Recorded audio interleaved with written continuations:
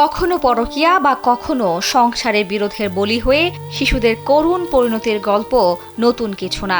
সম্প্রতি এমনই এক হৃদয় বিদারক ঘটনা সামাজিক যোগাযোগ মাধ্যমে নাড়া দিয়েছিল।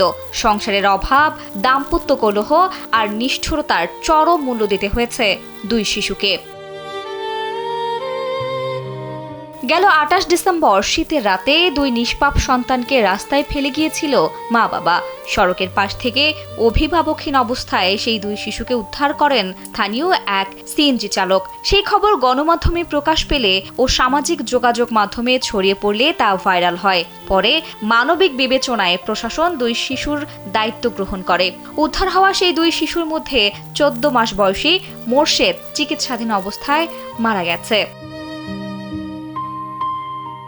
স্যান্ডেলিনা সো, রূপচর্চায় আভিজাত্য।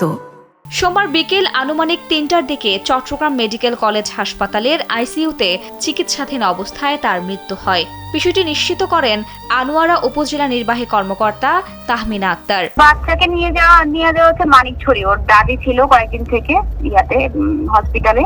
তো দাদির কাছেই আমরা হস্তান্তর করছি আর কি, সবকিছু সার্টিফিকেট নিয়ে ওর দাদির কাছে দিচ্ছি আর কি। মানিকছড়িতে দাফন করা হবে। হ্যাঁ, কিছুটা শারীরিক ভাবে ছিল, মানে অটিজম কিছুটা ছিল, তারপরে একটু নিউরোলজিক্যাল ডেভেলপমেন্টের মনে হয় কিছু সমস্যা ছিল আর কি। এর আগে শিশুদের বাবা খোরশেদ আলম সন্তানদের উদ্ধারের খবর শুনে আনোয়ারা থানায় খোঁজ নিতে এলে আদালতের নির্দেশে তাকে আটক করা হয়। অরক্ষিত অবস্থায় শিশুদের পরিত্যাগ ও নির্যাতনের অভিযোগে মা বাবার বিরুদ্ধে মামলা করা হয়।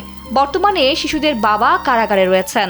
বাবা মাকে খোঁজার জন্য আমরা আমাদের কার্যক্রম অব্যাহত রেখেছিলাম এবং বাচ্চাটিকে আমরা চিকিৎসার জন্য ডিসি মহোদয়ের অধীনে আছেন। ছোট বাচ্চাটা একটু অসুস্থ, আর বর্তমানে বাচ্চার বাবাকে আমরা খুঁজে পেয়েছি। বাচ্চার বাবাকে আমরা আমাদের হেফাজতে আছেন। আমরা দ্রুত কর্তৃপক্ষের আলোচনা করে আইনানুগ ব্যবস্থা নিব। গ্রেপ্তারের আগে খোরশেদ আলম পারিবারিক কলহের কথা স্বীকার করেন। বাচ্চার খোঁজে আমি বহুত নিছি।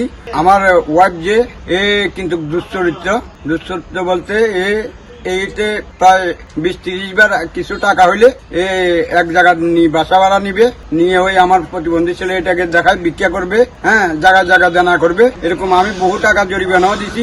মোর্শেদের ৪ বছর বয়সী বোন আয়েশা বর্তমানে ডায়রিয়ায় আক্রান্ত হয়ে আনোয়ারা উপজেলা স্বাস্থ্য কমপ্লেক্সে চিকিৎসাধীন রয়েছে। প্রশাসনের তত্ত্বাবধানে শিশুটির চিকিৎসা ও দেখভালের ব্যবস্থা করা হয়েছে। সংসারের বিরোধের বলি হওয়া এই শিশুদের করুণ গল্প সমাজকে আবারও প্রশ্নের মুখে দাঁড় করিয়েছে। আফরোজা দিবা, কালবেলা।